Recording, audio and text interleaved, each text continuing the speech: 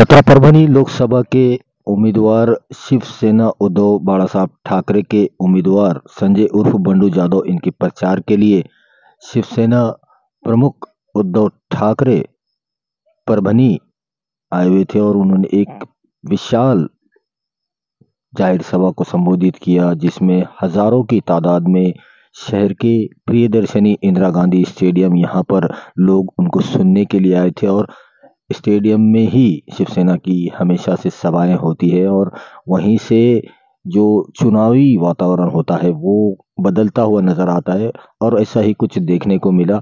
हजारों की तादाद में शिव सैनिक और शिवसेना को चाहने वाले, वोट करने वाले लोग उद्धव बाळासाहेब ठाकरे इनको सुनने के लिए आए थे और उन्होंने अपनी शैली में परभनीकरों से वोट मांगा। और परभनी को शिवसेना का गढ़ कहा जाता है और यहाँ पर जो अहम लड़ाई हो रही है, जिसमें महायुति के उम्मीदवार महादेव जानकर और शिवसेना उद्धव बाळासाहेब ठाकरे के उम्मीदवार संजय उर्फ बंडू जाधव, इन दोनों में ही मानी जा रही है। और बढ़ता हुआ समर्थन संजय उर्फ बंडू जाधव को मिल रहा है। स्टेडियम की सभा में पैर रखने जगह नहीं थी, इतनी ज्यादा लोग सुनने के लिए आए थे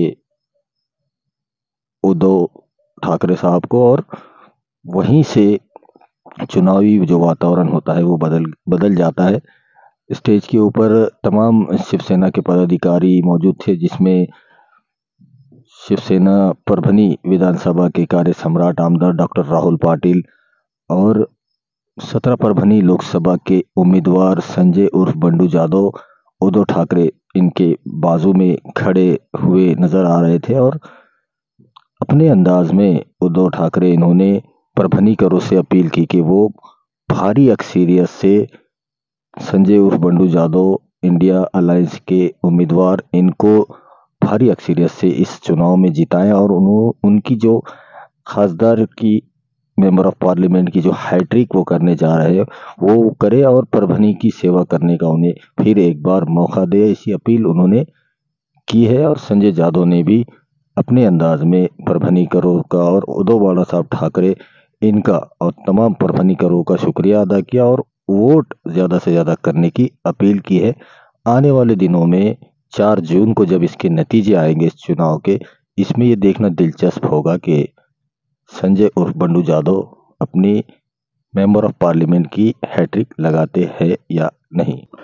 उसी के साथ 24 अप्रैल 2024 को जो चुनाव प्रचार की जो सरगर्मियां हैं वो थम चुकी है, चुनाव प्रचार बंद हो चुका है। कल 25 और 26 को वोट डाले जाएंगे। 24 का आखिरी दिन खुद संजय उर्फ बंडू जाधव परभनी शहर में उन्होंने ज़्यादा से ज़्यादा वक्त दिया और तमाम शहर के जो वार्ड है उनमें उन्होंने वहां पर जाकर उन्होंने खुद लोगों से अपील की। परभनी विधानसभा के कार्य सम्राट आमदार डॉक्टर राहुल पाटिल और पूरे शिव सैनिक और शिवसेना को चाहने वाले इंडिया अलायंस के तमाम पार्टी के नेता, जिसमें भारतीय राष्ट्रीय कांग्रेस के तमाम नेता मौजूद थे और शिवसेना उद्धव ठाकरे और तमाम पार्टियों के नेता और तमाम जो चाहने वाले हैं संजय उर्फ बंडू जाधव इनको, वो तमाम लोग आज उन्होंने रोड शो किया और शहर में तमाम लोगों से अपील की कि वो जो उम्मीदवार है इंडिया अलायंस के संजय उर्फ बंडू जाधव उनको भारी अक्सरियत से चुनकर दे। जिसमें आज प्रभाग 2 राष्ट्रवादी कांग्रेस पार्टी के सीनियर नेता जाकिर लाला साहब, अली खान साहब जो साबिका कॉरपोरेटर है परभनी महानगर पालिका के, उनके ऑफिस पर भी आज संजय उर्फ बंडू जाधव उन्होंने मुलाकात की और उनसे समर्थन और उनसे ज़्यादा से ज़्यादा वोट कराने की और उन्हें भारी अक्सरियत से चुन कर देने की अपील की। दिन भर आज चुनाव प्रचार के आखिरी दिन संजय उर्फ बंडू जाधव परभणी शहर में ही नजर आ रहे थे।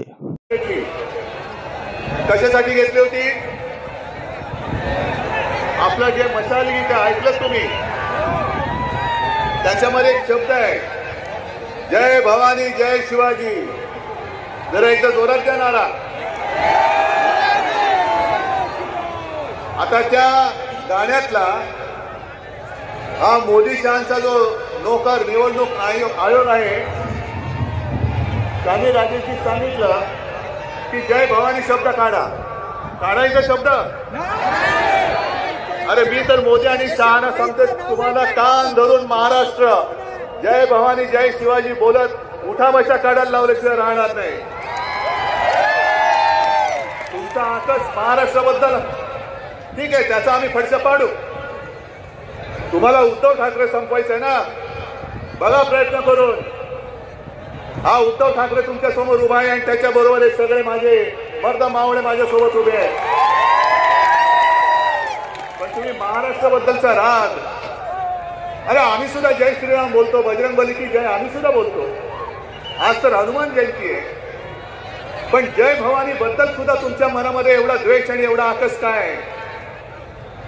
यांना काय वाटतं? दिल्लीमध्ये बसले म्हणजे आपण म्हणू ते म्हणतील तसं सगळं काही देश त्यांचा ऐकेल? ही जिवंत माणसं आहेत, गुरढोरं नाही आहेत. आणि अंगावरती आलात, प्रेमाने मिठी मारली, तेव्हा आम्ही तुमची साथ दिली होती. पण पाठीत वार केलात तेव्हा ही माझी वाघ नखं आता बाहेर आलेली आहे. हे मध्ये मुंडकीवारांसारखी आम्ही काही शोबाजी नाही करत, वाघ नखं परत आणणार. बसा, स्वतःची नखं कापत बसा. पण तुम्हाला एक एक विषय कळले पाहिजे. हा महाराष्ट्र आहे छत्रपती शिवरायाचा, साधू संतांचा महाराष्ट्र आहे. आणि हा महाराष्ट्र महिलेचा अपमान कधी सहन करत नाही.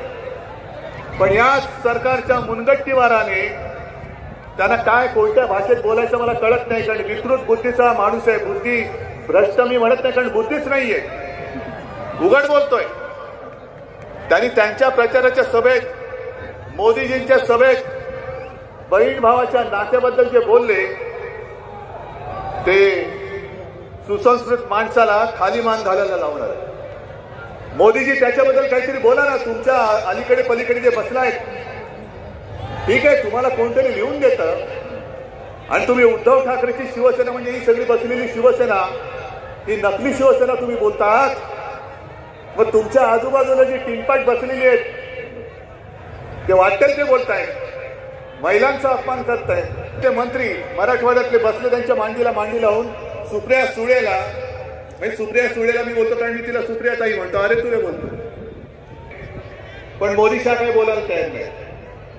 महिलांचा अपमान झाला तरी केला तरी चालेल, पण या अशा असंस्कृत माणसांना महाराष्ट्रातले एक सुद्धा मत मिळता कामा नये, अजिबात मिळता कामा नये. आज यांच्याकडे काही बोलायला मुद्दे राहिलेले नाहीयेत, वाटेल त्याच्यावरती बोलतायत, आपल्या घराणेशाहीबद्दल बोलतायत. अरे मी आहेच ना, मला माझ्या आई वडिलांचा अभिमान आहे. मी हिंदू हृदय सम्राट शिवसेना प्रमुख बाळासाहेब ठाकरे आणि माझ्या माचा मी पुत्र आहे. आज मोदींचं नाणं महाराष्ट्रामध्ये चालत नाही, मोदींचा चेहरा महाराष्ट्रामध्ये चालत नाही. म्हणून त्या गद्दारांना आपल्या हिंदू हृदय सम्राटांचा चेहरा दाखवून तुम्हाला फसवून मतं मागण्यासाठी केविलवाणा प्रयत्न करताय.